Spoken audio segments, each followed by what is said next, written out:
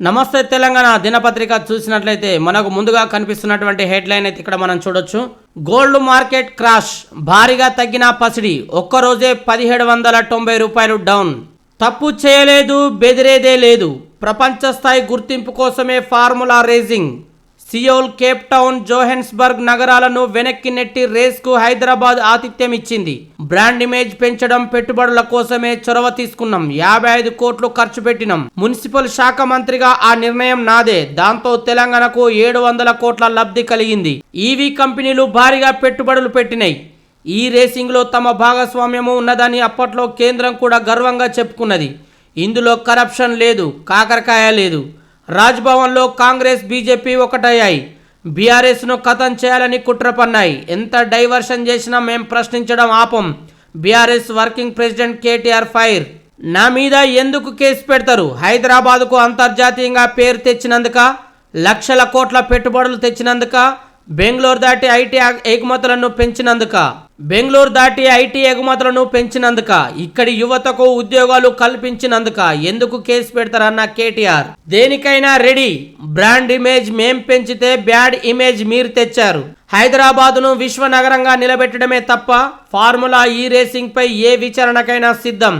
అక్రమ కేసులకు వెరవం, జైలుకైనా భయపడం, పాదయాత్ర చేస్తా, ప్రభుత్వాన్ని నిలదీస్తా అన్న కేటీఆర్. గతంలో జీనోమ్ వ్యాలీ పెడితే హైదరాబాద్ వ్యాక్సిన్ క్యాపిటల్ గా మారింది. అట్లనే ఎలక్ట్రిక్ వెహికల్స్ కు హైదరాబాద్ను అడ్డాగా మార్చాలనుకున్నాం. అందుకే సియోల్, కేప్ టౌన్, జోహెన్స్బర్గ్ లాంటి నగరాలను వెనక్కి నెట్టి హైదరాబాద్కు ఫార్ములా ఈ రేసును తెచ్చినాం. దీని నిర్వహణకు హెచ్ఎండిఏ ద్వారా ప్రభుత్వం 55 కోట్లు మాత్రమే ఖర్చు పెట్టింది.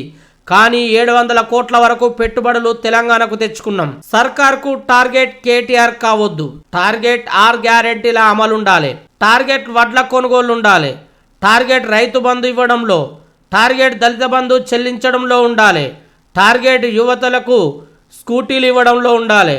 టార్గెట్ కళ్యాణ లక్ష్మి కింద ఇస్తానన్న బంగారం ఇవ్వడంలో ఉండాలి. టార్గెట్ గురుకులాలను బాగు చేయడంలో ఉండాలి. ఓవర్సీస్ స్కాలర్షిప్ విడుదల చేయడంలో ఉండాలన్న కేటీఆర్. తాను ఏ తప్పు చేయలేదని, ఉడత ఊపులకు బెదరనని, అక్రమ కేసులకు, జైళ్లకు భయపడనని బీఆర్ఎస్ వర్కింగ్ ప్రెసిడెంట్ కె తారక రామారావు స్పష్టం చేశారు. ఫార్ములా ఈ రేస్ నిర్వహణపై ఏ విచారణకైనా సిద్ధమన్నారు.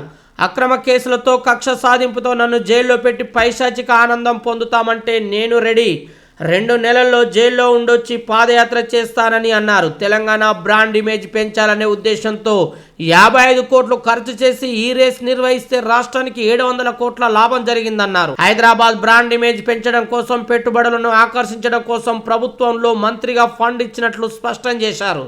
మెగా రాఘవపై విచారణ జరపాలి. ఆ 2 సంస్థలు వేల కోట్లు కొల్లగొడుతున్నాయి. కొడంగల్ ప్రతిపాదిత మల్లన్న సాగర్ లిఫ్టుల్లో అక్రమాలు, మంత్రిగా ఉన్న పొంగులేటి ద్వారా భారీ కుంభకోణం, ఈడీకి కాంగ్రెస్ బహిష్కృత నేత బక్క జడ్సన్ ఫిర్యాదు. హైవే వదిలి స్కైవేలో నేడు సీఎం రేవంత్ రెడ్డి మూసి పాదయాత్ర. హైవేపై కాదని హెలికాప్టర్లోనే ప్రయాణం. రోడ్లపై రైతులు అడ్డం తిరుగుతారనే అనుమానం. ఎంపిక చేసిన రైతులతోనే మాట్లాడే అవకాశం. నిరసనకు సిద్ధమవుతున్న నల్లగొండ రైతులు. కాళేశ్వరం మీద కసితో ఆఖరి నిమిషంలో మిషన్ భగీరథ ఫైల్ ఆవిష్కరణ రద్దు. పాదయాత్ర 8 కిలోమీటర్లని తొలుత ప్రచారం. తీరా వెళ్లేది 2.5 కిలోమీటర్లే. రైతు బంధు రాలేదు. రేవంత్ నువ్వు రాకున్నా పర్లేదు. యాదాద్రి జిల్లా సంగెం గ్రామానికి చెందిన రైతులు రేవంత్ మూసి పాదయాత్రపై నిరసనకు దిగారు. రైతు బంధు ఇవ్వని, రుణమాఫీ చేయని సీఎం మా వద్దకు రావద్దంటూ పోస్టర్లు ప్రదర్శించారు. సన్నాలకు బోనస్ బోగస్. రైతులు తెచ్చేది లేదు, ప్రభుత్వం ఇచ్చేది లేదు. 80 కొనుగోలు కేంద్రాల్లో కొన్నది శూన్యం. సన్నాలో 57% తేమ అసాధ్యం అంటున్న రైతులు. బోనస్ కోసం చూస్తే అసలుకే ఎసరని ఆందోళన. ఇప్పటికే 1,00,000 మెట్రిక్ టన్నుల సన్నాల అమ్మకం. ప్రభుత్వ తీరుపై మండిపడుతున్న రైతాంగం. ఎన్నికలకు ముందు ధాన్యానికి క్వింటాకు మద్దతు ధరపై 500 రూపాయల బోనస్ అదనంగా ఇస్తామని రేవంత్ రెడ్డి ప్రకటించగా, అధికారంలోకి రాగానే సన్నవడ్లకే బోనస్ అంటూ ప్రభుత్వం దబాయించింది.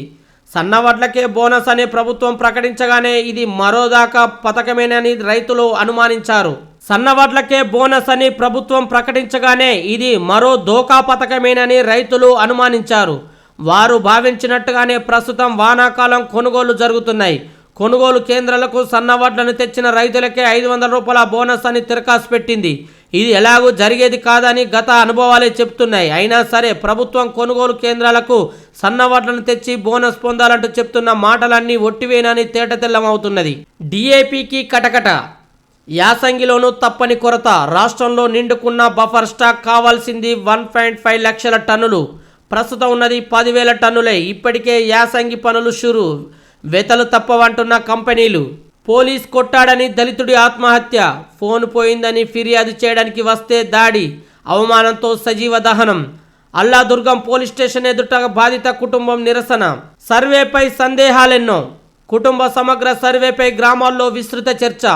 ఆస్తుల వివరాల వెల్లడికి భయపడుతున్న జనం, పథకాలకు కోత పడుతుందేమోనని ఆందోళన. సర్వేతో వ్యవసాయ పనులకు తప్పని తిప్పలు. రాష్ట్ర ప్రభుత్వం చేపడుతున్న కుటుంబ సమగ్ర సర్వేపై ప్రజల్లో ఆందోళన మొదలైంది. ఒకటి ఆరా కాదు, ఏకంగా 56 ప్రధాన ప్రశ్నలతో కూడిన 75 ప్రశ్నలు ఎన్యుమరేటర్లు సంధించనున్నారు.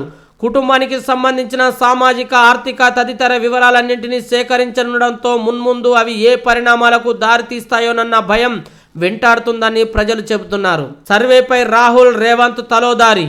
నియామకాల మధ్యలో నిబంధన మార్చొద్దు, ఉద్యోగ నియామకాలు మొదలు పెట్టాక అర్హతల్లో మార్పు చెల్లదు, సుప్రీంకోర్టు ధర్మాసనం తీర్పు. ఇక రాజీ కుదిరిన రేప్ కేసు రద్దు కాదు, ఇరుపక్షాల మధ్య సయోధ్య కుదిరిన విచారణ జరగాల్సిందే. రాజస్థాన్ కేసులో సుప్రీం ఆదేశం, హైకోర్టు తీర్పుపై అసహనం. ఇవి ఈరోజు నమస్తే తెలంగాణ దినపత్రికలో వచ్చినటువంటి ప్రధానమైనటువంటి ముఖ్యాంశాలు.